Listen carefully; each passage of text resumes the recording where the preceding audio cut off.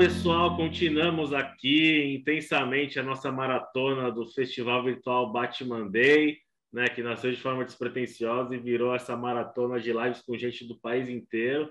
Nosso convidado é muito especial, já vou apresentá-lo, né? A gente vai falar de uma época que o Brasil chegou a ter uma liga maçônica do Batman, e tem uma entrevista dele no Jô Soares bem divertida também, vou botar até o link aqui embaixo, mas antes, aqueles recadinhos básicos. Se estiverem gostando do canal, tem outras entrevistas aí com artistas de cinema, teatro, televisão, literatura. Se inscreve, faça críticas, comentários, ativa o sininho, Facebook, clique em curtir e ver primeiro, o Instagram também, Histórias do Cinema.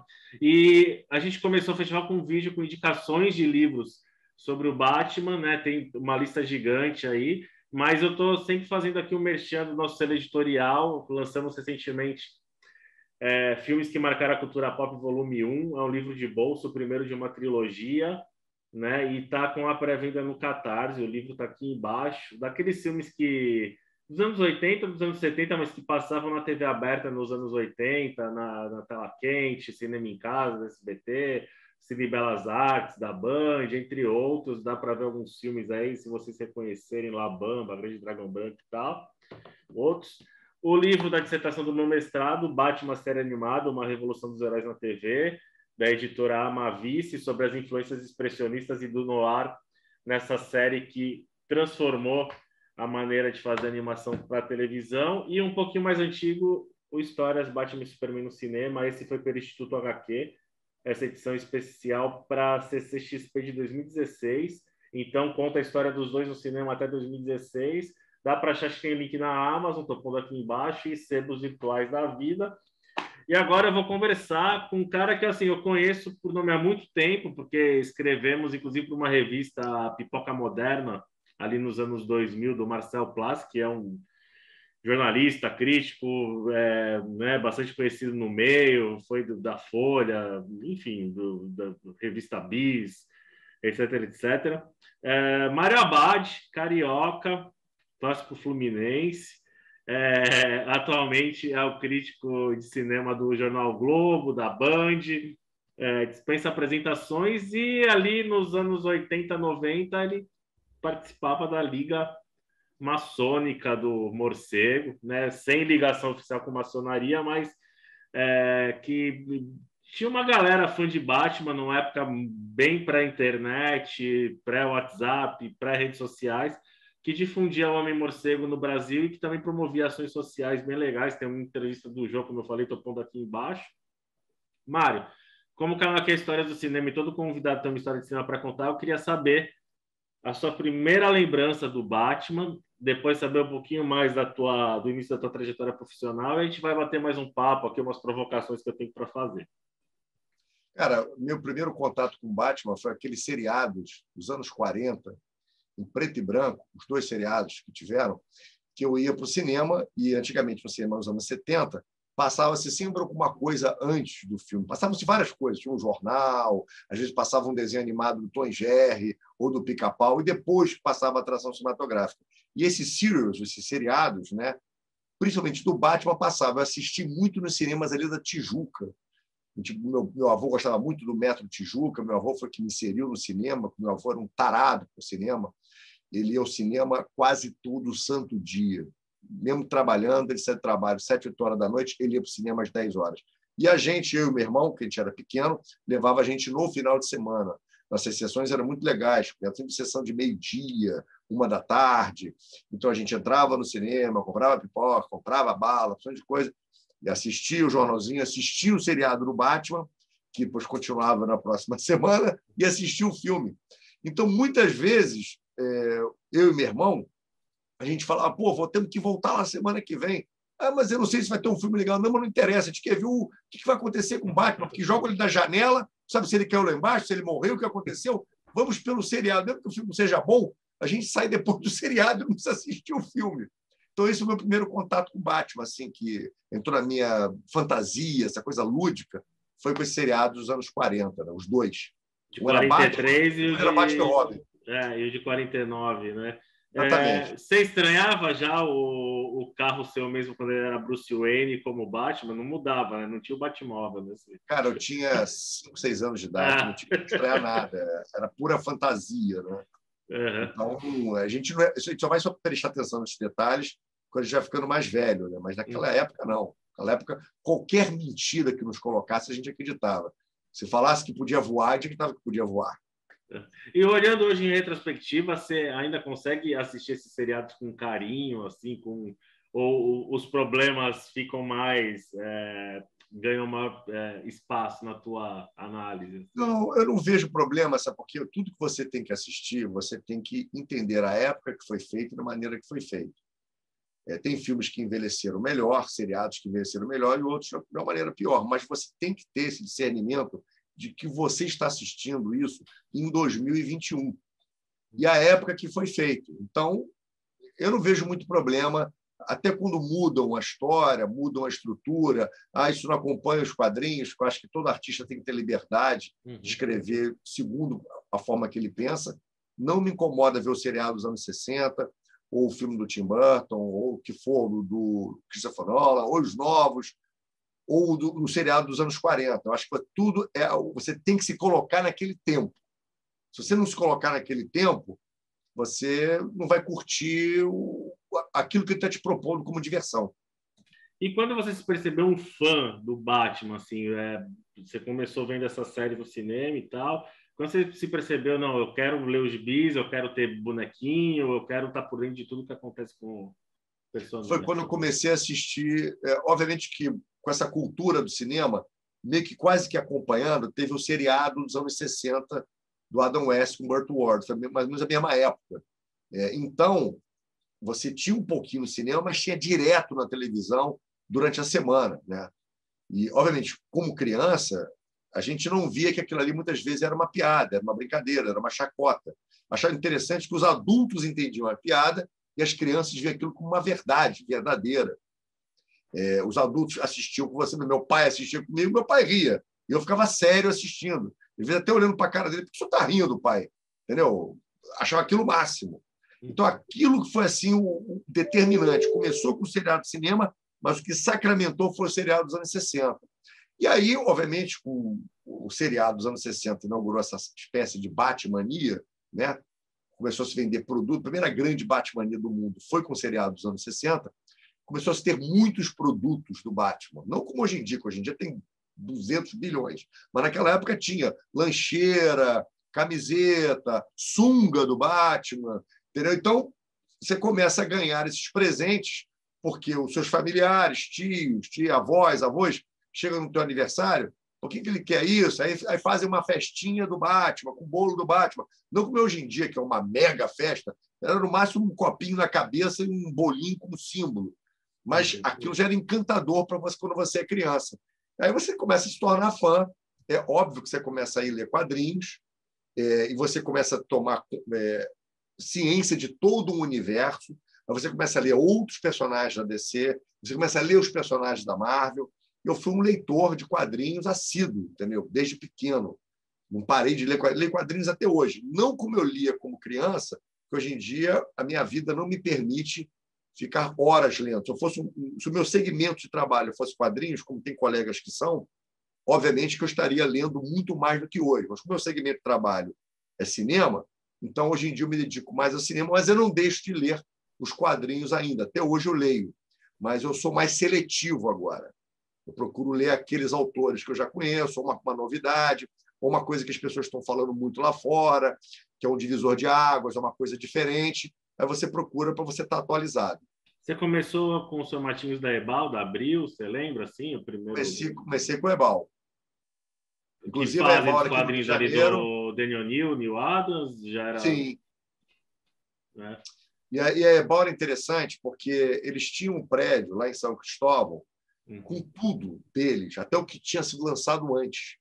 Então, muitas vezes eu fui na Ebal e comprei revistas antes, revistas que foram publicadas antes, com aquele Batman ainda meio que ainda tentando copiar o seriado dos anos 60, mas meio bobinho, entendeu? Sem ser o Neil Adams, antes ainda. Então, apesar de estar lendo o Neil Adams, eu consegui comprar os anteriores, revistas de 63, 62, 64, Caiabal tinha essas revistas lá. Eu comprei dezenas, centenas de revistas. Meu passeio predileto era uma vez por mês com meus pais ir lá. E até como me controlava. Pô, já estava comprando 12 revistinhas, 10 revistinhas. Toda vez que eu ia, eu comprava. Então, cada vez mais eu ia indo ao passado em busca. Eu posso até catar aqui algumas, se você quiser, e posso mostrar aqui para você na câmera depois. Pô, sensacional. Isso é para o pessoal que está acompanhando aqui. E o fato de você ler quadrinho, de alguma maneira, te influenciou aí para a comunicação, para o jornalismo, para a análise crítica? Como é que foi essa trajetória para se enveredar por esse campo profissional? Ao mesmo tempo que eu lia quadrinhos, eu falei, eu tinha os avós muito loucos por cinema. A minha avó, por exemplo, depois que minha avó faleceu, e minha avó, eu já com 12 anos, me levava muito aqui no Cinema Pax, que era aqui em Ipanema, eu morava em Ipanema, tinham festivais, Festival Charlie Chaplin, Festival Cinema Francês, Festival Cinema Alemão. Para tu ver, minha avó me levava com 12 anos para ver cinema alemão, para ver cinema francês. Eu fui ver Godard e Truffaut sem entender bulhufas com 12 anos de idade. Mas aquilo foi estimulando a minha imaginação. Então, eu acho que o cinema, apesar do quadrinhos estar paralelo, o que fez eu amar o cinema foi o próprio cinema, porque a minha grande diversão era o cinema.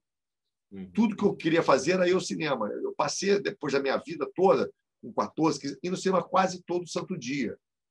Tirando os dias que eu tinha que estar com uma prova mais difícil para o colégio, a minha diversão era ir ao cinema. Enquanto meus colegas e amigos, às vezes, estão indo fazer um lanche, ou indo jogar bola, fazer outra coisa, eu ia para o cinema. E comecei a ver cinema direto. Era quanto que você quer de aniversário? Ir ao cinema. Então, eu trabalhar com cinema é um fruto disso. Eu acho, inclusive, que você pode começar de todas as formas, mas quem começa dessa forma tem um ganho maior, porque quando a pessoa entra na faculdade de cinema ou de comunicação e vai ter contato pela primeira vez na vida, com 18, 19 anos, com o filme do Bergman, eu já tinha assistido o filme do Bergman com 13 anos, mesmo não tendo capacidade para entender aquele filme. Mas as imagens ficam na sua cabeça. Então, quando você revisita o filme, você já sabe mais ou menos a história, você sabe o que aconteceu com aqueles personagens, mas você começa a entender as nuances artísticas daquilo. Então, eu acho, para a pessoa que está nos assistindo, que tem a pouca idade, que ainda não está na faculdade, está no colégio, está no segundo grau, procure assistir cinema, mesmo que seja em casa, por causa da pandemia, o que seja, porque isso vai te ajudar muito. Para você trabalhar com cinema, escrevendo ou fazendo, a coisa mais importante que você tem que fazer na vida é assistir filmes. Inclusive, esses cineastas que brincam, às vezes, não assisto um filme, é tudo mentira. Isso é para fazer um charme. Não existe ninguém que trabalhe com cinema que não assistiu cinema. Não existe. Os maiores cineastas... bom, toda a geração do carreira do cinema, do americano, os caras eram críticos, né? Então, Truffaut, Romero, e depois o Scorsese, Coppola, galera... Né? Tarantino. Locadora. Não tem como você fazer cinema sem assistir. O Kleber Mendonça Filho aqui no Brasil. Exatamente, Kleber, isso aí. O cara que fala assim, eu fui fazer engenharia. Cara, se o cara não está convivendo com aquilo, vendo a arquitetura, vendo os prédios, se for um engenheiro civil, por exemplo, ou se for um engenheiro químico, se o cara desde o colégio ali não gosta de química, gosta de substâncias, de transformação, eu acho difícil, não é impossível, mas eu acho difícil você ter um amor e você ser bem-sucedido na sua profissão. Você já não começa com essa paixão, com esse amor. Agora, tem gente que começa fazendo uma coisa e se descobre outra. Também é muito legal isso. Essas pessoas precisam correr atrás, porque elas perderam um bom tempo. Eu não vejo problema uma pessoa se transformar. Olha, eu fui dentista até os meus 30 anos, mas agora eu quero fazer cinema. Acho legal, acho bacana. Mas então você tem um gap aí que você precisa correr atrás. Então, quando chegar no final de semana, em vez de você ir para a balada, em vez de você ir para a festa, ir para o Itaquera para assistir ao Coringão, poxa, o que ele tem que fazer? Ele tem que passar o final de semana assistindo filme. E hoje o acesso é muito mais fácil, né, cara? Se você não começou ali, senão, cara, você não será um bom profissional de cinema. Ou escrevendo, ou fazendo, o que seja. Belas Artes à la carte, tem streams com vários clássicos e tem, né? Você tem que abrir a mão do shopping com os amigos para isso, cara. Senão, você não vai ter uma formação. Você dá aula também, né? Dou aula de cinema. Como é que é? Assim, a gente está fugindo um pouco do Batman, a gente já volta para o Batman, tá, gente? Agora é uma curiosidade que é histórias do cinema. Como é que você percebe essa geração atual que está querendo fazer cinema ou escrever? Tem essa coisa de mergulhar na história? Além de ver os filmes, ler os livros de história do cinema? Ou já é uma galera que já quer sair fazendo muito sem ter esse background? Assim? Cara, você é a segunda opção, cara. Eu fico impressionado quando eu vou dar aula, às vezes, para alunos do 7º período do curso de cinema universitário, e eu falo assim, é porque o Crepúsculo dos Deuses, e as pessoas não assistiram o Crepúsculo dos Deuses. E eu falo porque o Cidadão Kane, a pessoa não assistiu o Cidadão Kane no 7º período de faculdade de cinema. Não posso dizer que todas as faculdades sejam assim.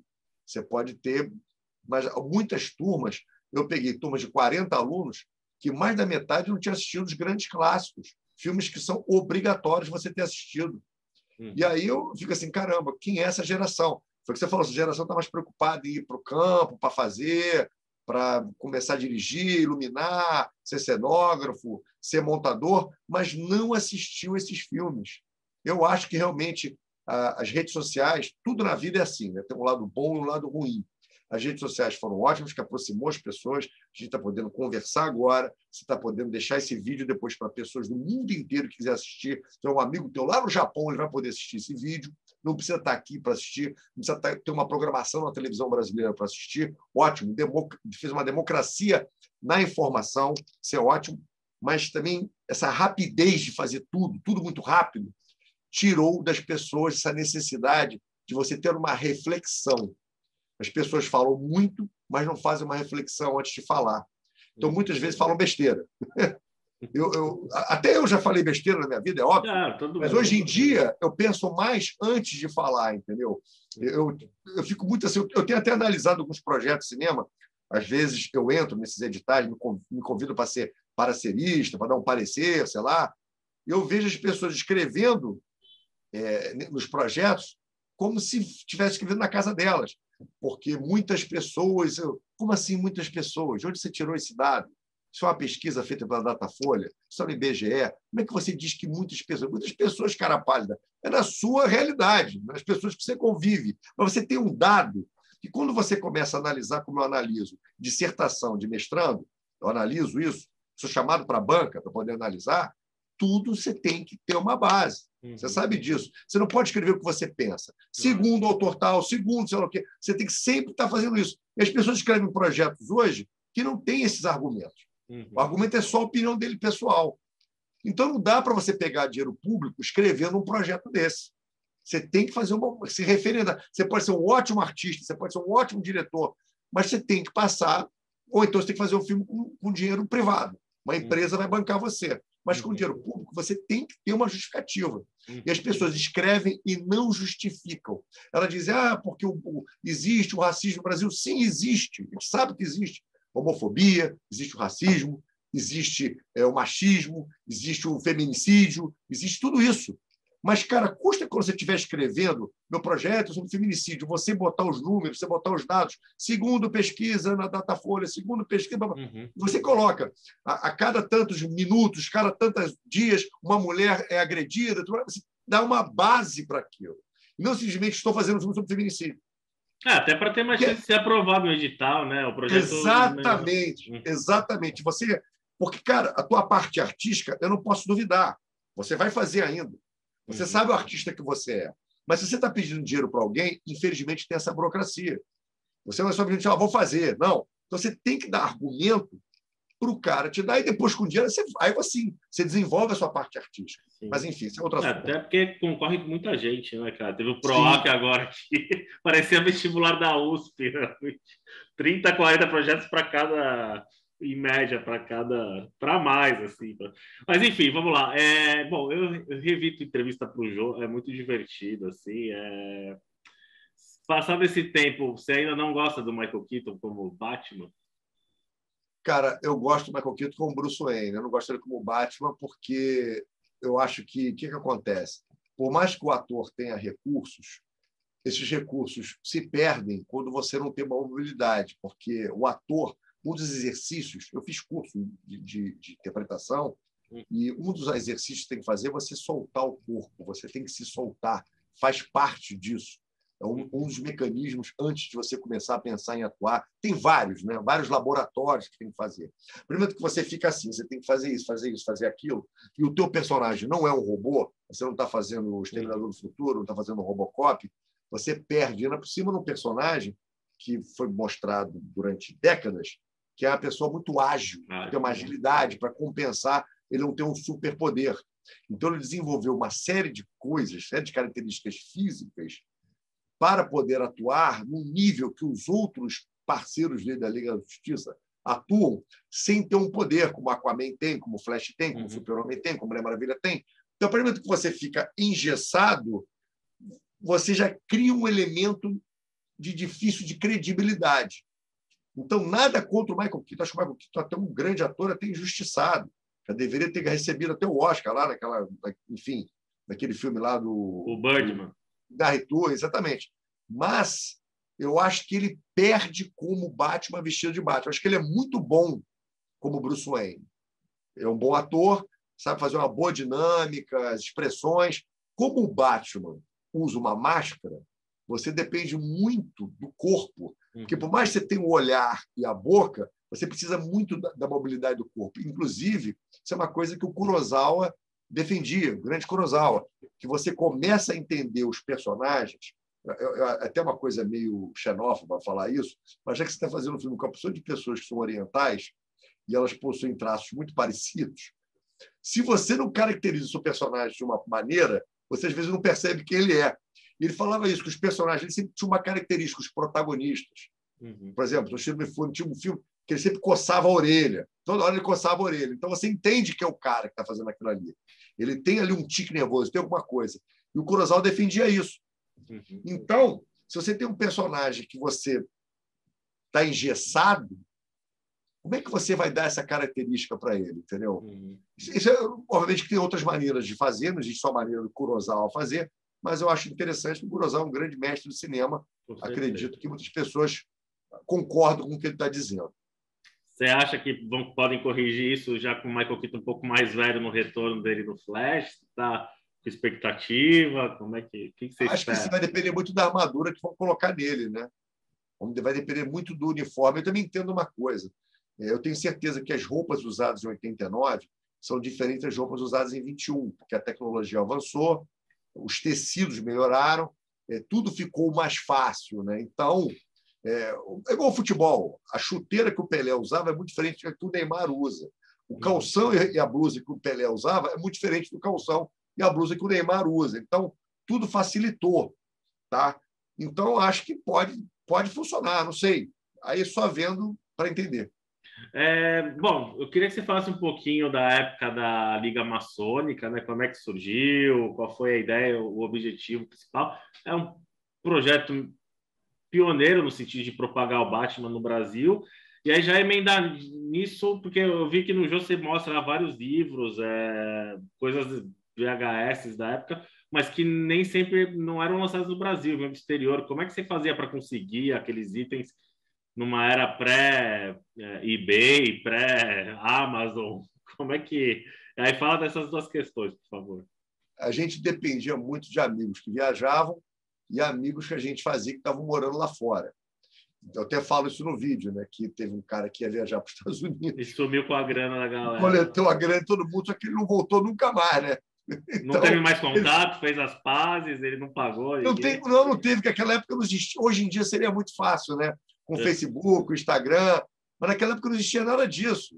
Não tinha nem computador, e-mail, nada disso tinha, cara. Era muito, muito pré tudo, entendeu? E aí ele levou. Aí a gente viu que isso não ia funcionar. E aí, obviamente, que a gente começou a pensar assim, caramba, vem a gente ser mais um clube de fã-clube que tem dezenas desses, eu acho bacana ter respeito. Na época já tinham vários do Batman, não, né? Cara, eu acho que, eu não sei se eu não posso dizer aqui no Brasil, lá fora sempre teve, mas acredito eu que deveria ter amigos que se reunissem em São Paulo, Minas Gerais, Rio Grande do Sul. Hoje em dia seria muito mais fácil. Você põe no Facebook, aparece 500 coisas. Mas acredito que já existiu. De repente pode ter um grupo numa rua lá em Belo Horizonte que tinha 20 malucos lá que se reuniam para jogar RPG, não sei, brincar. De alguma forma lúdica, nem tinha RPG, mas de uma maneira lúdica, sobre isso. Então, não tem como eu afirmar, teria que fazer uma pesquisa sobre isso. Mas acredito que já existia. Até porque, se existia a gente não tinha a pretensão de achar que a gente era o único no mundo. É óbvio. Então, eu até me lembro, na época, quando eu comecei a comprar as revistinhas de quadrinhos da Block, tinha uma carteirinha de sócio. Não sei se vocês pegaram isso. Eu peguei. Você comprava as revistinhas, aí você mandava, preenchia um formuláriozinho, mandava pelo correio e recebia em casa uma carteirinha, clubinho, sei lá o quê. E aí tinha a cara dos personagens, assim, tinha a cara do Super-Homem, do Batman, sei lá o quê. Aí você escrevia o teu nome, sei lá o quê, mandava plastificar e tinha uma carteirinha. Quem gostou desse tipo de coisa, né? De fã-clube e tudo mais. Então eu falei, cara, não vamos fazer uma coisa que foge a isso. Não vamos recolher dinheiro de ninguém, não vamos criar uma taxa nem nada. Vamos fazer aquilo que eu acho mais importante. Já que a gente não pode ser o Batman, até porque o Batman é uma coisa fantasiosa, bacana, legal, mas ninguém vai se vestir de morcego para sair na rua, para caçar bandido, que a chance de você ser preso ou ser morto é muito grande. E, obviamente, que a gente é de adolescente para adulto. Eu falei, vamos fazer uma coisa mais ligada à parte real. A parte real seria a Fundação Wayne. Então, vamos fazer isso. Vamos ajudar as pessoas. Porque ajudar as pessoas é uma coisa que a gente pode fazer independente de Batman existir. Mas, para poder incentivar, às vezes, um cara que nunca pensou em fazer esse tipo de atividade, falar que ele está sendo o Bruce Wayne, que ele está sendo um dos soldados, um dos morcegos, como a gente gostava de falar, do Batman. Já que o Batman está lá, limpando as ruas do crime, fazendo a parte dele, vamos fazer a outra parte burocrática, sendo como fosse o exército dele, uma coisa meio Cavaleiro das Trevas, do Frank Miller, obviamente que sem aquela violência, mas fazendo isso. Então, o que você pode fazer pelo próximo? E, às vezes, fazer pelo próximo pode ser pelo seu vizinho. Você, às vezes, está em casa. Poxa, eu sei que, às vezes, a gente vive num mundo muito assim do nosso próprio umbigo, né? O ser humano tem isso, né? Às vezes a pessoa toca a campainha, pô, você tem aí um troço, sei lá o que lá, e você, às vezes, você não tem. Às vezes você tem, mas vai te incomodar você parar a tua atividade para abrir a geladeira, sei lá, para dar um copo de leite, para dar um troço de coisa. Ah, não tem, é mais fácil falar não tem. Às vezes você tem, é mais fácil falar não tem. Às vezes você tem que estar na rua. Sei lá, eu nem gosto de incentivar esse tipo de atividade, porque é melhor você, em vez de dar o peixe, ensinar o cara a pescar. Mas, às vezes, a situação é tão assim absurda... Num país como o Brasil, que tem tantas... Né? Você não consegue não se sensibilizar. Quando você vê uma criança, às vezes, pô, tio, eu tô uma criança de 8 anos, estou morrendo de fome, você pode comprar um pastel para mim? Entendeu? Não tem como, você não está nem dando dinheiro para ele fazer uma coisa errada, ou dar para os pais dele. É dar um alimento naquele momento. Muita gente fala, não tem, sei lá o quê. Às vezes você até tem. Mas já que você está apressado na sua vida, essa vida hoje em dia que a gente leva de estresse, né, de redes sociais, a gente tem 40 atividades num dia que só cabe 20. Então, a gente acaba o dia sem acabar de fazer tudo. Então, cara, eu falei, por que a gente não faz isso? Se você está ali com 3, 4 reais no bolso, que não vai te fazer falta, compra uma coxinha ali, um pastelzinho, e ajuda. Basta fazer isso. Não precisa... Não, houve uma enchente, Brumadinho, sei lá o quê. Não é isso. Qualquer pequeno ato de solidariedade você possa fazer pelo próximo. Às vezes, nem só um menino de rua, um garoto de rua, mas até o seu vizinho. Às vezes, o teu vizinho liga para você, pô, cara, estou com uma criança aqui, pô, até que você pode baixar o som da tua casa. Aí você fala, pô, que saco, cara chato, sei lá o quê, não está nem muito alto. Falo, pô, vou fazer isso, não custa nada, vou dar uma baixada no som, pô, não custa nada. Se o cara está com uma criança lá, está doente, não custa nada você fazer isso. Às vezes não precisa nem ser uma coisa que você vai dar, mas só você fazer uma coisa que não incomode o outro. Então, esse que era o nosso objetivo. Que deveria ser nenhum objetivo, isso deveria ser o que a gente deveria fazer todo dia. Eu mesmo erro também, não vou ficar me colocando aqui que eu sou o bonzinho, não. Quantas vezes, às vezes, eu paro para pensar assim, poxa, eu podia ter feito isso, podia ter feito aquilo. Eu errei isso com um amigo, errei isso com um desconhecido. É bom de fazer esse exercício de autorreflexão. Eu vou continuar errando, eu vou continuar fazendo besteira, mas se eu tiver esse exercício de reflexão e começar a pensar, eu vou diminuindo. Talvez eu cometer 10 burrices, talvez eu cometa 8 ou 7, já vai estar melhor. A gente não é perfeito, e às vezes a gente acorda com o pé esquerdo, às vezes a gente tem uma atitude errada, então foi isso que eu propus para as pessoas e elas gostaram. E muita gente se incentivou a fazer isso porque estava ligado ao Batman, que nunca tinha pensado antes. Foi isso, simplesmente isso. Quantos anos durou a iniciativa, assim? Durou muito tempo, cara. Durou assim uns 10 anos, entendeu? Durou. E quantos colaboradores chegou a ter? Cara, chegamos a chegar a mais de 1.500, cara. Sério? Muita gente. Mas eu só te falo o seguinte, ela ainda existe. Não no formato que a gente criou. Uhum. Mas hoje em dia, com o WhatsApp, eu tenho contato com muitas pessoas, não grupos de 1.500 pessoas, não existe. Tem um grupo ainda de 40, 50 pessoas mais próximas, que a gente se fala no WhatsApp, às vezes esse grupo aumenta um pouquinho, vai para 70, às vezes cai para 50, enfim, as pessoas entram e saem de acordo com a vida que elas levam, com as pressões, em cima agora com a pandemia, com o Covid, né? Pessoas perderam muitas pessoas próximas, pessoas saem de grupos porque estão tristes e tudo mais, eu não estou no clima de ficar conversando sobre isso, a gente entende e compreende, mas ela existe ainda, e a gente procura, olha, cara, está sabendo que aconteceu isso, quem pode ajudar?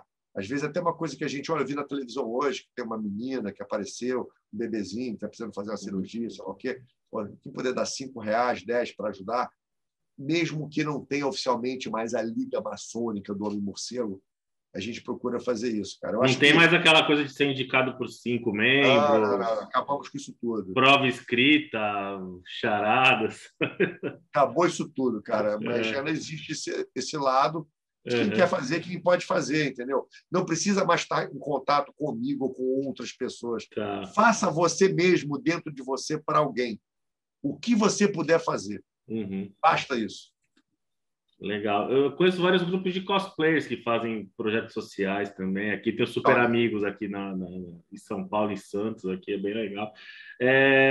Eu fiquei curioso que no Jô você fala que dois entrevistados lá eram da Liga, não pode, continua não podendo divulgar nomes assim, né? Eu acho que hoje em dia, pelo contrário, hoje em dia, com esses tribunais de inquisição que tem hoje em dia nas redes sociais, eu acho que quanto mais a gente não partilhar a intimidade, é melhor. Porque as pessoas, às vezes, não entendem o que a gente fala, né? Às vezes o cara fala uma coisa inocentemente, já é taxado de machista. Cancelamento. Cancelamento. Eu sou contra cancelar qualquer pessoa, sem antes você ter um julgamento justo. E hoje em dia as pessoas correm para julgar as outras sem saber o que está acontecendo. Sai uma notícia assim, a pessoa, o indivíduo, já é taxado de machista ou de homofóbico, e a gente não sabe a vida daquela pessoa. Se você comprovar e tudo mais, é uma coisa. Mas você, às vezes, já acontece. Inclusive, a gente vê, de vez em quando, sai caso na televisão, de pessoas que foram presas e passaram 1 ano e meio presas na cadeia com bandidos e era inocente. Depois foi comprovado na justiça que era inocente. O cara passou 1 ano e meio preso. Isso outro dia no Fantástico, isso, na Rede Globo. O cara passou ali, foi provado que... Quem vai pagar agora esse 1 ano e pouco que ele perdeu e convivendo com bandidos, com assassinos, que for? A vida dessa pessoa foi destruída, entendeu? Durante 1 ano. Quem vai compensar isso agora? É a mesma coisa que eu penso no cancelamento. A gente tem uma pressa em julgar as pessoas, uma pressa para condenar as pessoas, e a gente está vendo isso aí, não só no Brasil, mas no mundo, né? As redes sociais, que eu falei, tem coisas boas e coisas ruins. E a gente não deveria fazer isso, cara. A gente deveria primeiro ver os argumentos, ver as comprovas. Se for comprovado e tudo mais, tudo bem. Entendeu? Mas ninguém merece ser cancelado sem uma defesa. O pior que seja aquilo. A gente sabe que a pessoa, às vezes, cometeu um crime hediondo, a gente sabe disso, mas essa pessoa tem direito à defesa na justiça. Que é aquela coisa da justiça cega, né, com a balança.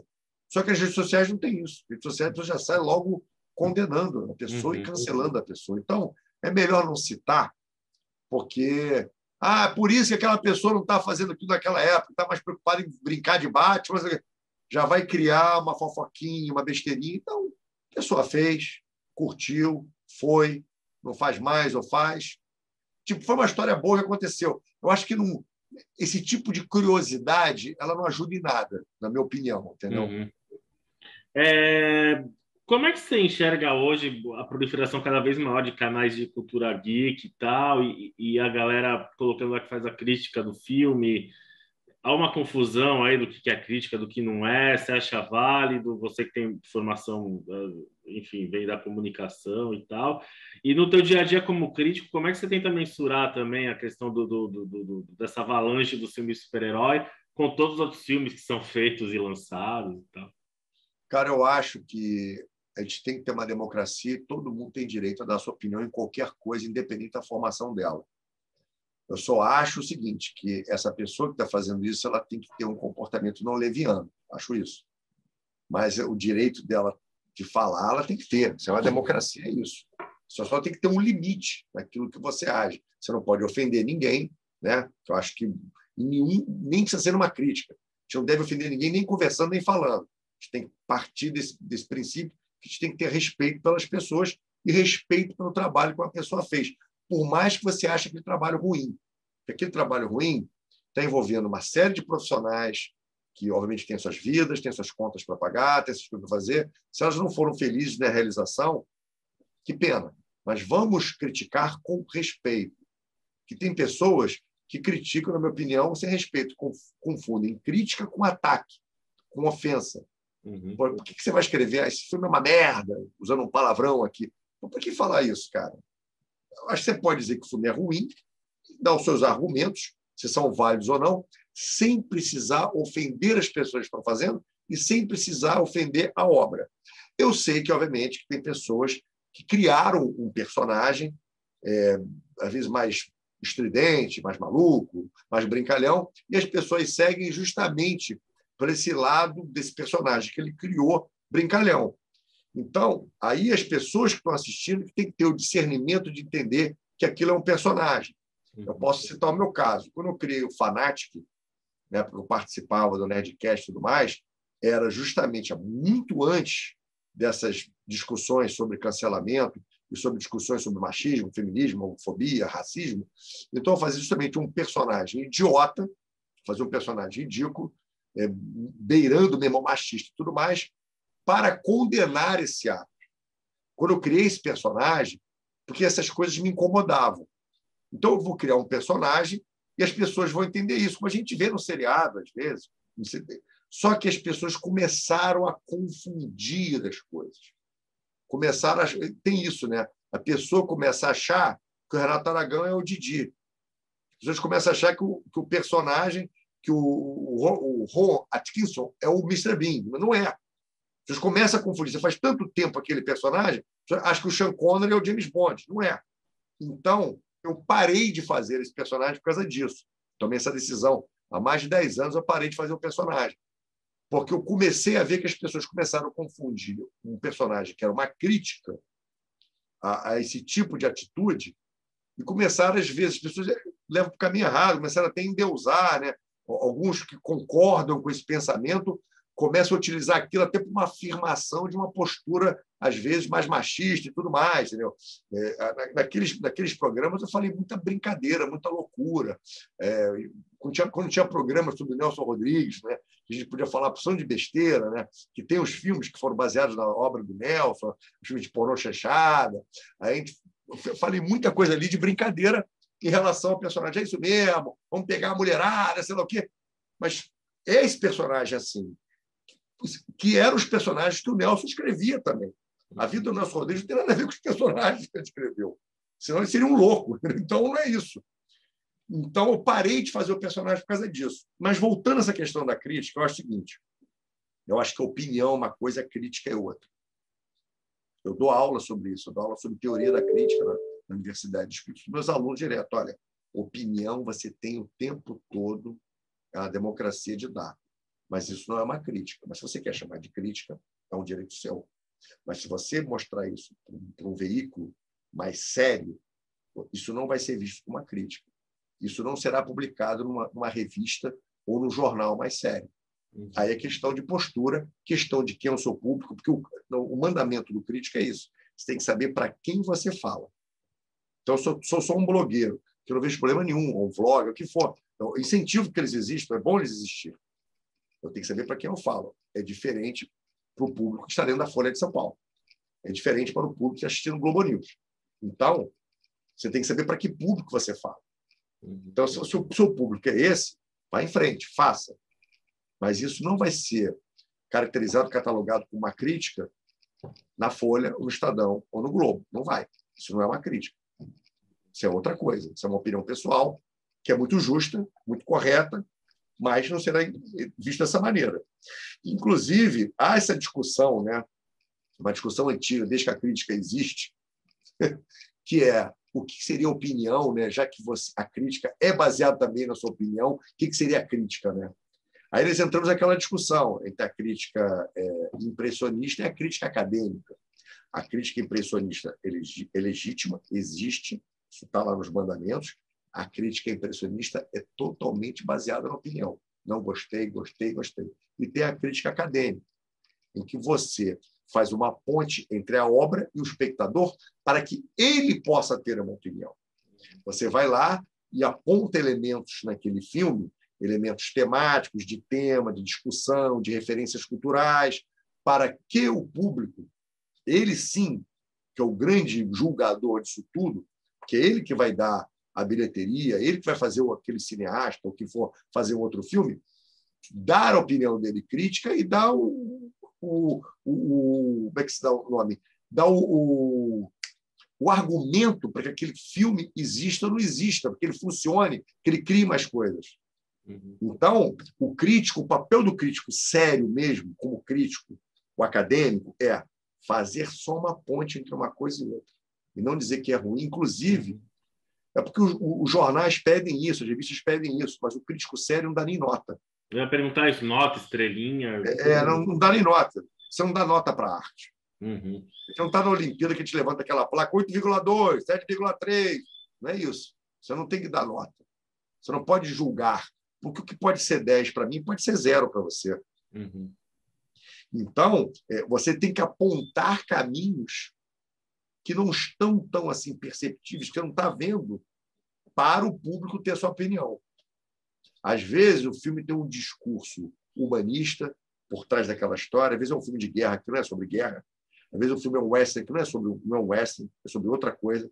Às vezes, é um filme até fascista, mas disfarçado de um filme humanista, a gente não sabe. Então, você tem que levantar essa bola para o público entender. Um grande exemplo é o Tropa de Elite, o primeiro filme. Tem pessoas que apontam que é um filme fascista. Tem outras pessoas que acham que é um filme que mostra a violência policial. Tanto que o filme foi premiado em Berlim. Uhum. A comissão ali julgou que aquele filme ali era contra. Teve gente no Brasil que não, é a favor. Está dizendo que a polícia tem mais é que matar maconheiro mesmo. Então, olha aí, são duas visões diferentes. Então, você tem que apontar essas visões para que o público que estiver assistindo ache que é um filme fascista ou um filme que é contra o fascismo. Qual que é a tua visão do Tropa? Fugindo um pouco do Batman agora, mas levantou a bola aqui. Cara, eu acho que o primeiro filme tem problemas sérios, né? Acho que tanto que no segundo ele toma uma outra vertente, né? Ele começa a atacar os políticos, né? Uhum. Eu acho que aquela cena é um pouco infeliz quando ele mostra o DCE da PUC, né? E mostra aquele policial entrando dizendo que o culpado daquilo ali são vocês que consomem maconha, né? Eu acho que isso aí é uma coisa, mas é uma visão, porque tem pessoas que acreditam nisso. Pessoas mais de extrema direita acreditam que o problema da droga é o drogado, né? Eu acho que não, acho que é o contrário, mas tudo bem. Mas é uma questão de opinião nesse caso. Eu acho que o filme tem esses problemas, entendeu? O personagem do Capitão Nascimento, ele virou tipo um herói nacional, né, para várias pessoas. Eu acho que a conduta não é aquela. Tanto que o Capitão Nascimento, no segundo filme, vira outra coisa. Uhum. Primeiro, ele está ali matando bandido das comunidades, das favelas. O segundo são os políticos, e da própria polícia corrupta, enfim. Uhum. Mas é uma discussão muito longa sobre isso. A pessoa que acredita que o mal do mundo é o drogado vai ser a favor do primeiro filme, enfim. Eu acho que a gente tem que aprofundar isso de uma outra forma. Mas, independente disso, eu sempre sou a favor da crítica acadêmica. Inclusive, eu só dou nota porque os meus veículos mandam eu dar, eu recebo para isso. Mas, se eu pudesse, eu nunca mais daria uma nota no filme. Uhum. Inclusive, quando eu vejo isso no Facebook, nada contra, estamos na democracia, cada um faz o que quer. Mas quando eu vejo lá um colega, um amigo botando filme tal, 3 estrelas, e não escreve nada, só põe as 3 estrelas, para mim aquilo ali não diz nada. Diz nada, porque para ele pode ser 3, para mim pode ser 10, pode ser 0. Então, quando ele coloca um texto que referenda a estrela dele, aí eu começo a entender a cabeça dele, o pensamento dele. Mas tem gente que faz isso na internet direto. Põe só a foto do filme e põe a nota. Nota 5, nota 7, nota 8. Eu não vi... Ele não tem um texto argumentando por que ele deu 7 ou 8. Como é que eu vou entender aquele 7 ou 8? Eu passo batido. Eu nem curto nem discurso. Para mim, aquilo ali não significa nada. Para mim, aquilo é zero. Entendeu? É o que eu penso. Então, acho que tem que ter um texto argumentativo. E nas minhas críticas eu procuro fazer isso. Toda a minha crítica, posso ter errado alguma vez, é óbvio, eu sempre coloco qual é a discussão temática daquele filme e quais são as referências que o diretor utilizou. Porque até o Michael Bay fazendo Transformers, por mais diluída que seja, ele está tentando discutir alguma coisa. É muita explosão, sei lá o quê, a gente já sabe disso, a gente brinca em relação a isso, mas ele às vezes tenta discutir alguma coisa, a família, uma coisa... Tudo bem, uma discussão inócua, uma discussão vazia, mas tenta, entendeu? E utiliza referências de vários cinemas, não só o dele. Então, se você apontar essas duas coisas, por mais que você coloque a opinião, a tua crítica já tem um valor. Agora, o que eu vejo muitas vezes dessas pessoas que escrevem é isso. Ah, é ruim, é bom. Ah, esse ator está maravilhoso. A fotografia é linda. Tá, a fotografia é linda por quê? Por que ela é linda? É linda porque ela falou para a sua sensibilidade. E se não falar para mim? Eu não vou achar ela linda. Agora, se você me disser que ele usou a cor tal, usou a gelatina tal, para criar esse clima, para poder dizer que aquele personagem está sentindo aquilo, ele botou um tom alaranjado para representar o que o personagem sente quando acontece isso com ele. E aí o diretor utiliza esse mesmo recurso em outros momentos que o personagem sente a mesma coisa. Aí você está me dizendo alguma coisa. Aí você está me dizendo. Agora, só botar a fotografia linda, para mim eu posso achar ela feia, super horrível. Porque é questão da sensibilidade de cada um. Você pode achar um ator maravilhoso e achar ele canastrão. Que é a sensibilidade de cada um. Agora, se você me aponta, o ator, naquele momento, utilizou o método Messer, utilizou o Actors Studio, utilizou o método Stanislavski, porque ele fez isso, aquilo. Aí você está dando um argumento que eu posso até não concordar por que você está dizendo que aquele ator está atuando bem. Você explica o método de atuação dele, você explica por que ele tomou esse caminho, o que ele construiu daquela forma, o que ele queria dizer com aquilo. Aí eu respeito o seu texto. Eu respeito o seu texto. Porque eu posso até não concordar, mas você está me dando um argumento. Que é isso que a gente falou no começo. As pessoas, hoje em dia, só estão dando opinião, mas não estão colocando um argumento para aquela opinião. É assim que a gente passa para fazer uma dissertação, para você fazer uma tese, é isso. Você passa, né? Às vezes você parte de uma ideia, né? Parte de um objetivo, que você quer comprovar alguma coisa. E durante aquela tua pesquisa, às vezes, você descobre o contrário. Você parte de uma coisa que não é aquilo. É o contrário que você pensava. Às vezes muda até o projeto de pesquisa. Muda até o projeto, exatamente. Mas eu vou fazer isso em tudo que é crítica. Por isso que eu falo que as pessoas estão sendo muito rápidas. Elas não estão amadurecendo. O mais importante para elas é publicar o mais rápido possível. O cara entra agora na cabine, sei lá, de Vingadores, o filme acabou 2h, 2h30 já está publicando a crítica. Porque ele quer ser o primeiro para todo mundo ler ele. Você não amadureceu uma ideia, você não provocou uma reflexão. Às vezes você não tem que escrever no mesmo dia, tem que passar 2 ou 3 dias com aquele pensamento do filme para você escrever sobre isso, entendeu? Se você quer fazer um texto propriamente que tem alguma coisa, eu até entendo que tem o mercado, às vezes a cabine é no mesmo dia, o jornal está te cobrando, eu entendo isso tudo. Mas se você é esse tipo de crítico que você falou, tem um site dele, tem um blog, o seu grande diferencial é justamente aprofundar no tema, aprofundar na obra. Esse é o seu diferencial. Já que você está escrevendo da sua casa, já que você não está recebendo nada por isso, acredite, você não tem um grande patrocinador, você não está tendo a sua vida patrocinada, pagando seu aluguel, sua luz, seu gás por isso, quem sabe se você fizer isso tudo, você vai ser um diferencial, alguém vai te ver e vai te contratar para que você ganhe dinheiro para aquilo. Você só ficar, gostei, não gostei, você só é mais um na multidão. E pior, você não está recebendo nada por isso. Você não está nem no veículo grande por isso. Então, qual é o seu ganho? Ser o mais rápido? Você nem é o The Flash, pô. E assistir o filme mais de uma vez? Você acha que vale? Ótimo, maravilhoso. Tem filmes que eu já assisti 12, 14, 15 vezes. Não, eu, às vezes, estou na televisão assim, estou sem fazer nada, estou zapeando e vejo um filme que eu já vi, sei lá, Casablanca, já vi 300 mil vezes, eu fico lá assistindo. Às vezes eu não assisti nem o filme todo, mas uma meia hora, 40 minutos. Aí você começa até a ver coisas que você já viu 20 vezes e não tinha visto antes. Uhum. Assistir mais uma vez é ótimo, maravilhoso. Eu acho maravilhoso. Se você puder assistir um filme 2, 3 vezes antes de escrever sobre ele, é o ideal. Acho Uhum. ótimo. Bom, vamos falar dos filmes do Batman, então. Aí, fazer rápido, assim, não dá para aprofundar por causa do time, mas falar rapidinho as duas versões dos anos 40, assim, um apanhado, assim. Quais foram as contribuições para o Batman, enfim. Eu acho que foi o primeiro contato que o público teve com uma mídia de imagem. Uhum. Eu falo imagem, como é que se fala?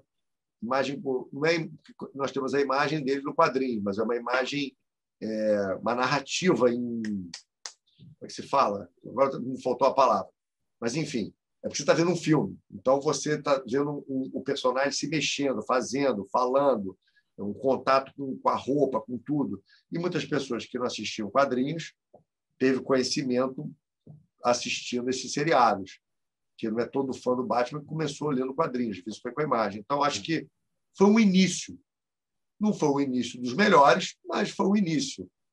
Não é o início que a gente gostaria de ter, mas tem que parar para pensar, a grande maioria desses seriados que foram feitos nessa época, de vários personagens, tiveram os mesmos problemas. Tivemos o Capitão Marvel, tivemos o Capitão América, muitos eram utilizados para lutar contra perigos reais, como nazistas, Segunda Guerra Mundial, isso tudo influenciou, espionagem, tudo isso influenciou esses seriados dessa época. 66?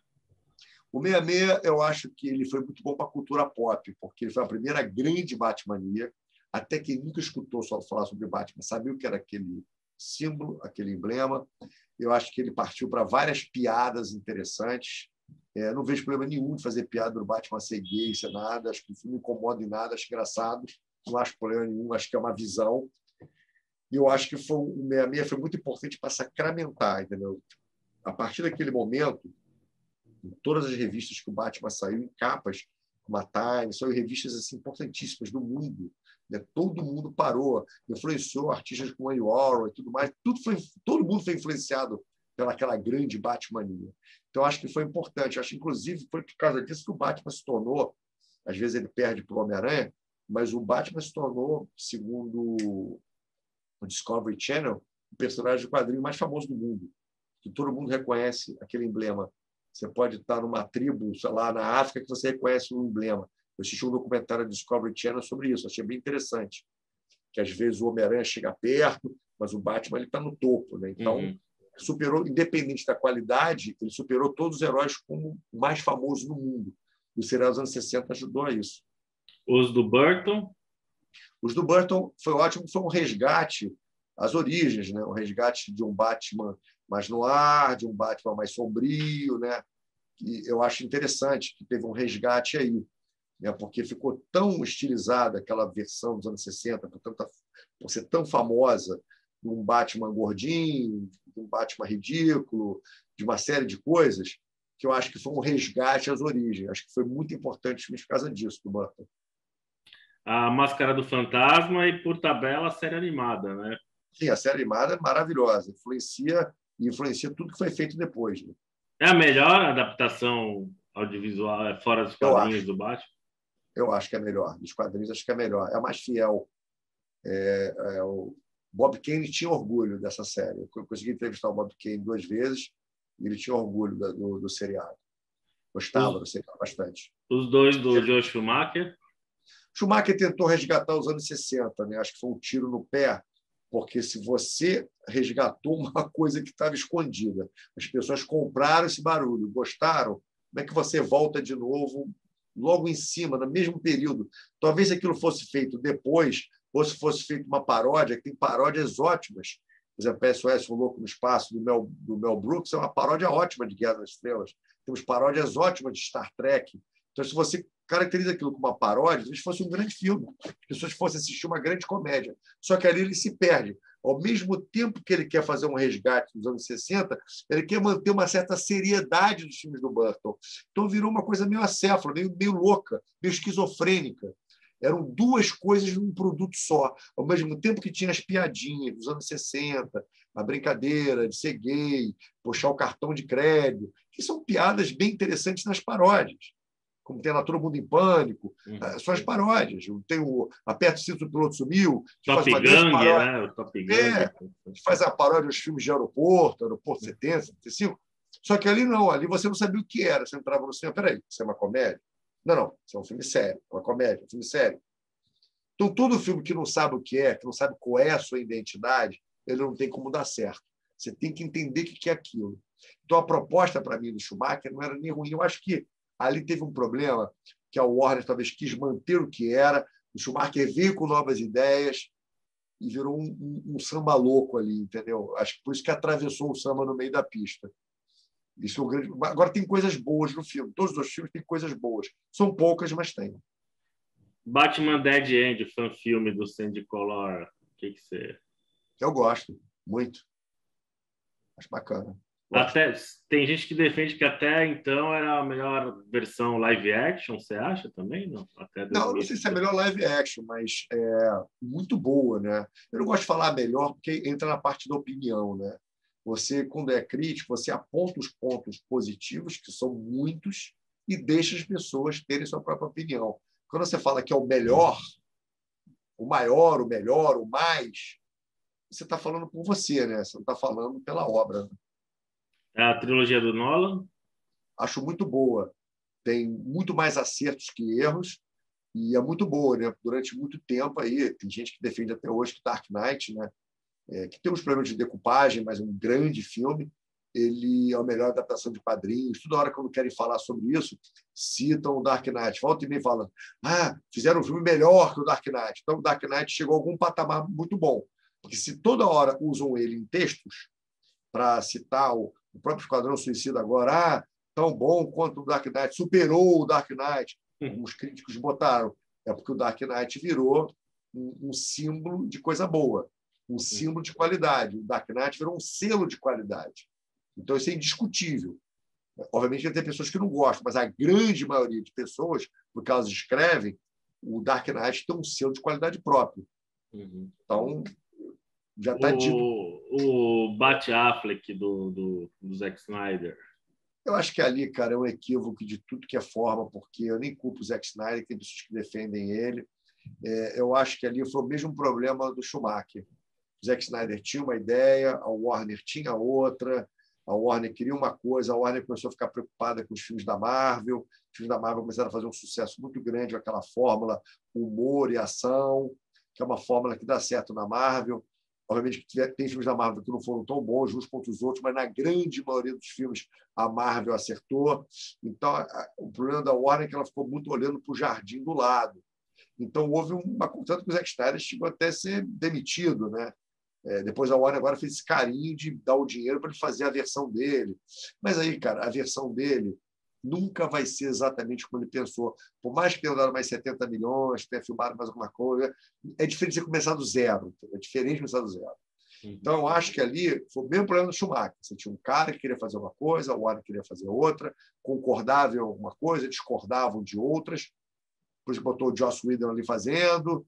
E, enfim, eu acho que... Eu não quero catalogar que o Zack Snyder errou ou acertou. Eu acho que ali foi um problema de que ele não teve a liberdade que ele queria para trabalhar, que poderia ficar até muito pior, mas quando você tem uma liberdade para trabalhar, você pode realmente julgar uma pessoa. Tá? Se você tem uma série, por exemplo, posso citar o filme do Duna, do David Lynch. O David Lynch não teve o corte final. Isso quer dizer que o filme dele seria bom? Não, mas a partir do momento que ele não teve o corte final, ele mesmo disse que aquele filme não é dele. Ele não assume aquele filme. Assim, não é meu. Porque chegou na hora lá, o Dino Laurenti fez o que quis. Mudou cena, editou da maneira que ele queria. Isso quer dizer que o Duna do David Lynch seria maravilhoso? Não sei. Podia estar todo errado. Podia. Mas, a partir do momento que o diretor não tem o corte final... mas por que ele aceitou isso? Cara, eu acho que muitas vezes a pessoa aceita por dois motivos. Eu aceitaria. O teu poder de convencimento. como artista. Às vezes você não tem esse poder no contrato, mas consegue, a partir do momento que você filma, edita e entrega o produto, às vezes você consegue convencer. Oportunidade de mercado de trabalho, quem vai te dar 200, 300 milhões para fazer um filme? Isso vai botar você no mercado, você vai já poder fazer filmes. O próprio Clint Eastwood fala isso. Eu fiz muita bomba para o Warner para fazer os filmes que eu queria fazer depois. Imperdoáveis, Meninos e Lobos. Se eu já cito aquelas bombas, Pink Cadillac, Hulk, um profissional em perigo, coisas que realmente têm de qualidade duvidosa, aquele Bud Death Harry que eu fiz, eu não teria feito os filmes que eu fiz. Então, muitas vezes, você aceita para fazer outra coisa. Enfim. Então, não tem como você julgar o trabalho do Zack Snyder de uma maneira muito correta. Você faz um pré-julgamento, mas correto mesmo, porque ele não teve a liberdade total. Ao mesmo tempo, a Warner ficou olhando para os filmes da Marvel. Então, enfim, é uma discussão que não vai ter um fim, entendeu? Os fãs de Zack Snyder vão defender até o fim esse próximo. Os fãs que odeiam o Zack Snyder vão ser contra até morrer. Não tem jeito. Lego Batman. Eu acho muito bom, porque ali a gente entende que é uma paródia, a gente entende que é uma brincadeira. Por isso que o filme tem sucesso e os fãs gostam. E é um filme que fez bastante sucesso, tanto de crítica como de bilheteria, porque ali ele se assume como paródia. As animações você acompanhou também ao longo do... Acompanhei várias, cara. Não sei se eu acompanhei todas. Os Bravos e Destemidos, o Bill... Eu gosto, cara. Eu acho que as animações, é aquilo que eu digo, os artistas têm que ter liberdade. Às vezes não é o Batman que você gosta, e as pessoas às vezes rechaçam. Ah, mas o Batman não é assim. Cara, é um artista, às vezes é uma outra realidade. Por isso que às vezes a Marvel acerta com esse troço do vigia, o What If, e se, entendeu? Que o cara já explicou, ó, a história não é essa, tá? Mas se acontecesse isso, seria assim. Aí as pessoas estão gostando do seriado What If. A grande maioria, por quê? Você não está mexendo na mitologia, você não está mexendo com as personagens. Um cânone. As pessoas parece que se sentem donas daquele personagem, né? E não querem aceitar uma mudança, né? Mas quando você fala que é uma realidade alternativa, a pessoa já aceita melhor. E às vezes as animações as pessoas não entendem isso. Você ainda mantém uma relação forte com o Batman, assim, mesmo com o teu trabalho de crítico cinematográfico e tal, no dia a dia? Cara, eu acho que o meu trabalho com Batman é igual às outras coisas que eu faço. Eu continuo lendo os quadrinhos, como eu leio livros. Eu nem posso dizer que a minha relação é forte, entendeu? Eu não me considero um colecionador. Você não vai chegar na minha casa e encontrar 400 brinquedos ou bonecos do Batman. É óbvio que eu tenho, mas eu preferi investir em coisas mais interessantes.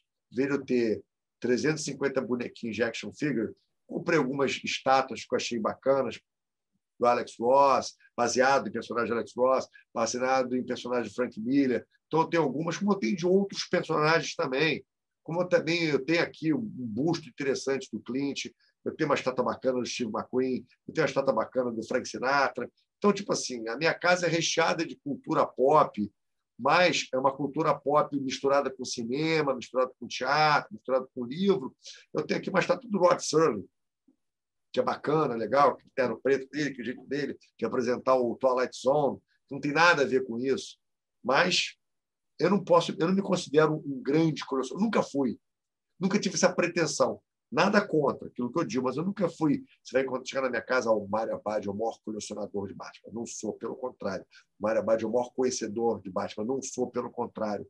Não sou assim. Eu sou um cara mais aberto a conhecer um pouco de tudo. O Batman foi mais, que foi a infância e tudo mais, sei lá o quê. Continuo lendo os quadrinhos, continuo lendo, de vez em quando não leio todos. Aquele lance de usar a roupa sempre, ter alguma peça de roupa, já passou, já. Muito tempo, muito tempo. É coisa de garoto, né? Coisa de você estar no processo de amadurecimento. Agora, é óbvio que eu tenho camiseta com símbolo, mas como eu tenho camiseta, eu acho o seguinte, cara, essa noção de nerd, ela expandiu muito. A gente via como nerd até com uma coisa negativa, que era o cara que tinha 400 canetinhas aqui no bolso e gostava de ficção científica e era fantástico como físico e matemático. Não é. Para mim, nerd, tem um nerd do Iron Maiden, para mim. O Iron Maiden tem todos os discos, tem todos os vinis, tem todas as camisetas, tem 400 mil ads.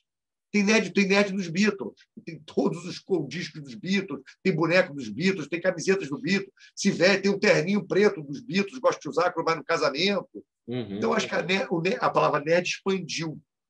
Então, hoje em dia, mas acho que a palavra certa não é nerd, seria colecionador, seria cult, cara, seria geek. Não, eu acho que tudo está no mesmo pacote. Tá? As pessoas às vezes se ofendem com essa ser catalogado assim. Eu chego na casa da pessoa, aí tem uma estátua do Elvis, aí tem um pano de mesa que é do Elvis. Eu chego no banheiro, a cortina é do Elvis. Pô, o cara é um fanático pelo Elvis Presley. Vai me dizer que ele não é um nerd de Elvis? É, porque ele só pensa em Elvis o tempo todo. Qual é a diferença dele para o cara que gosta de Batman? Porque o Elvis... Não é diferença nenhuma. É a mesma coisa. O cara tem aquela roupa branca do Elvis de Las Vegas. Se veste quando tem uma festa de fantasia, ele vai de Elvis, com a peruca preta. Pô, é igual o cara que se veste Batman, na minha opinião. Só que a tara dele é Elvis. Como a tara de uma mulher pode ser a Marilyn, pode ser Audrey Hepburn, pode ser quem for. Então, eu acho que o nerd expandiu e não virou mais uma coisa negativa. Que bom que não virou uma coisa negativa. E cada um vive da maneira que quer viver. Cada um coleciona o que quiser colecionar. Então, você vê na minha casa, vai encontrar coisas do Batman. Mas você não vai encontrar muito mais do Batman. Você vai encontrar do Batman com a opção de outras pessoas, com outras coisas. Entendeu? Como tem coisas do Woody Allen, tem coisa do Tarantino, tem coisa do David Lynch, tem coisa do Hitchcock. Eu tenho uma estátua do Hitchcock maravilhosa. Show. Então, é isso. Mas você não vai encontrar só Batman na minha casa. Agora, respeito os maiores colecionadores de Batman por aí. Perdemos um há pouco tempo, né? Márcio Escoteiro. Acho que para mim é o maior da América do Sul, deve ser, foi um dos maiores do mundo, entendeu?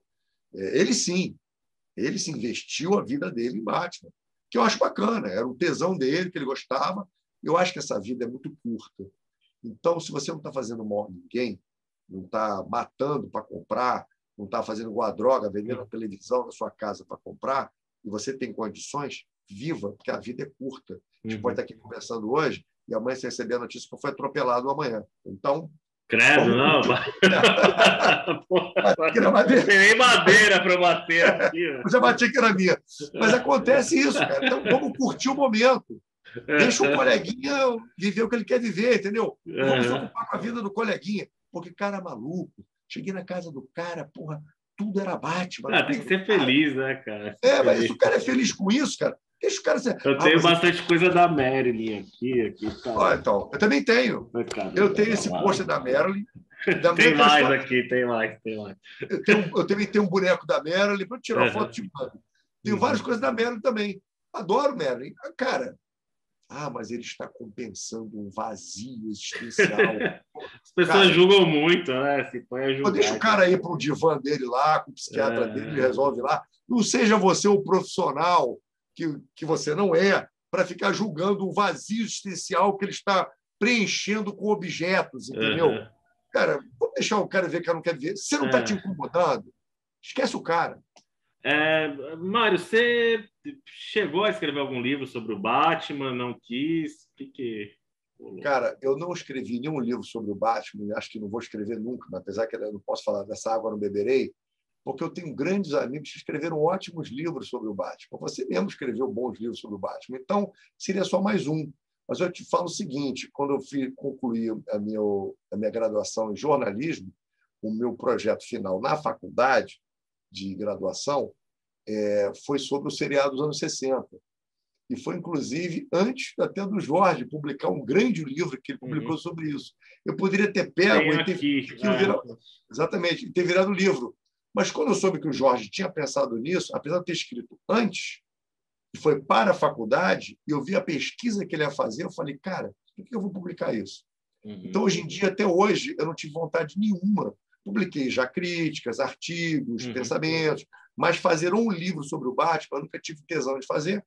Eu acho que tem muitos bons livros de pessoas que escreveram com profundidade, então eu preferi investir em outras coisas que as pessoas não escreveram, entendeu? Fiz livro sobre o seriado Procurado Vivo ou Morto, do Steve McQueen. Fiz um livro agora sobre o seriado Rawhide, do Clint Eastwood. Não foi nem sobre a obra do Clint Eastwood. Eu fui pegando coisas específicas. Fiz sobre a primeira discoteca que teve no Brasil, na era disco, que é a New York City. fiz uma ficção, um mitômano, enfim, eu escrevi outros livros. Escrevi um livro bacana também, que foi a minha dissertação de mestrado, que foi o cinema como ferramenta para o ensino. Então, eu procurei fazer coisas diferentes, porque eu acho que o mercado está muito bom. Temos grandes autores, não só no Brasil, no mundo, escrevendo sobre várias coisas. Então, eu procurei fazer um outro segmento e ler os colegas que escreveram bons livros. Maravilha. A gente está pondo os links aqui dos livros do Mário, tá, pessoal? Aí quem quiser, clica lá, compra, enfim, né? Bora prestigiar. Agora, bom, você falou a questão crítico, que eu concordo também, de tem que propor as ideias para o leitor, espectador ter a sua própria opinião, mas agora eu quero saber a tua opinião, cara. A HQ preferida do Batman? Cavaleiro das Trevas. Roteirista preferido? Neil Adams. Desenhista? Bill Finger. Formatinho ou formatão? Tanto faz. Tanto faz. Filme? Dark Knight. Melhor ator que já fez o Batman? Christian Bale. E o Bruce Wayne também? Bruce Wayne é complicado, cara. Bruce Wayne eu gosto do Michael Keaton, gosto do Christian Bale. Manter o Christian Bale. Vou ficar... E o pior? Pior para mim, foi o que menos entendeu a proposta para mim, foi o George Clooney. Ele não entendeu. Tanto aquela entrevista séria, ele fala, você nunca fazia um personagem gay na vida. Ele fala, já fiz, foi o Batman, né? George Clooney fala isso na entrevista. Acho que ele não entendeu. O melhor Batmóvel? Isso é difícil. Eu gosto de todos eles. Não tem nenhum que eu não gosto. Até o Tumblr, todos assim. Gosto de todos eles, cara. Acho que cada um cumpriu o propósito de acordo com aquilo que o artista estava pensando para aquele filme. O melhor Robin dos quadrinhos? Grayson, Jason Todd, Tim Drake, Damian Wayne, qual deles? Cara, eu vou te ser bem sincero, eu nem gosto do Robin, cara. Não? Na entrevista que eu fiz com o Bob Kane, ele fala isso. A gente não ia criar Robin, nunca pensou em ter Robin na vida. A gente criou o Robin porque a gente precisava humanizar o Batman, porque senão a gente ia ser proibido de publicar as revistas. Então, a partir do momento que não é uma criação espontânea, uma criação forçada por causa de uma censura, tipo assim, está lá, não me incomoda, mas eu não tenho nenhum gosto por ele. Entendeu? Se fosse uma coisa... É diferente quando você criou a Mulher Gato, quando você criou o Coringa, que você queria criar aqueles personagens, entendeu? Agora, não precisamos criar uma coisa para compensar uma censura. Então, nem curto muito. Personagem feminina do universo do Batman? Mulher Gato. Vilão? Coringa. Uniforme cinza e azul, cinza e preto ou todo preto? Todo preto. Símbolo com elipse amarela ou sem elipse amarela? Sem elipse amarela. Qual a importância do Batman na sua vida? Eu acho que marcou o início de um namoro, depois um casamento com a cultura pop. Obrigado, Batman, por ter aberto isso para outras dezenas de coisas que vieram depois, além de quadrinhos, além de livros, além de outras franquias, Star Wars, Star Trek. Entendeu? O Batman foi o primeiro contato. Eu até te falo o seguinte, meu primeiro filme no cinema que eu assisti, filme mesmo, longa-metragem, foi Help dos Beatles. Meu avô me levou. E antes de assistir Help, passou o Batman, o seriado dos anos 40. Eu não tinha como ter melhor início da minha vida. Foi o primeiro. Entendeu? Foi Batman e Beatles. Um crítico de cinema, já que a gente falou bastante aí, qual você tenha como inspiração, exemplo, alguém que você admirava? Sim, Roger Ebert. Cara, eu ia falar isso. Na hora que você estava falando da diferença das críticas, eu ia falar, você é mais Roger Ebert e menos Paulinho e Kael, então. Sim, muito. Acho legítimo, foi o que eu falei, existe a crítica impressionista, existe a crítica acadêmica, é legítimo o que ela faz, mas não me interessa. Aliás, eu tenho aqui, eu recomendo, tem um vídeo aqui no canal do 100 Grandes Filmes e a Magia do Cinema, são 2 livros com coletâneas de críticas do Roger Ebert. E muito o site dele continua, né? Acho que a esposa mantém pessoas, né? Com todas as críticas desde sempre, que ele publicou no Chicago Sun-Times, né? Que é bem legal. Isso. Se você não lê inglês, clica no Google Translate, não é perfeito, mas dá para ter uma ideia do que o cara pensava e tal. Fica à vontade para deixar um recado para quem está acompanhando a gente aí. Cara, o recado que eu deixo é o seguinte, foi o que eu já tinha falado antes. Viva mais a sua vida e não se importe muito com a vida do coleguinha. Faça isso, que é o melhor que você pode fazer. Porque muitas vezes aquele que atira a primeira pedra tem telhado de vidro, entendeu? Eu não vou dizer que eu sou perfeito, já devo ter cometido erros e vou continuar cometendo, mas eu tento cada vez mais ser uma pessoa melhor. E eu peço desculpas por tudo aquilo que eu fiz no passado que eu deveria ter feito, que, graças a Deus, eu aprendi lições e eu não fiz de novo. Então, acho que a melhor coisa que eu posso dizer, já que eu sou uma pessoa que tem uma idade, já estou aí há boas décadas, estou com 56 anos, né? Tem muita gente jovem começando, que vão cometer erros, tenta ver na gente que os erros que a gente cometeu e não cometa igual, entendeu? Coisas que a gente cometeu de erro. Eu acho que é o recado que eu vou deixar para esse pessoal aí que deve estar mais jovem, assistindo e tudo mais. Porque eu me arrependo, já pedi desculpa várias vezes por coisas que eu fiz, e procuro ser a melhor pessoa. Para ver se... Eu não sei se a gente volta de novo, não sei se tem karma, não sei se tem São Pedro ou não tem nada, mas, né, vamos ser melhor aqui nesse plano mesmo, acho melhor. Vamos tentar ser melhor. Obrigado, Mário. Mário Abad. Pessoal, continue que nossa maratona segue aí com muita gente falando sobre Batman, cultura pop, tá bom? Obrigado aí que acompanhou a gente. Valeu, Mário. Obrigado. Abração. Obrigado pelo espaço, parabéns pelo projeto e sucesso.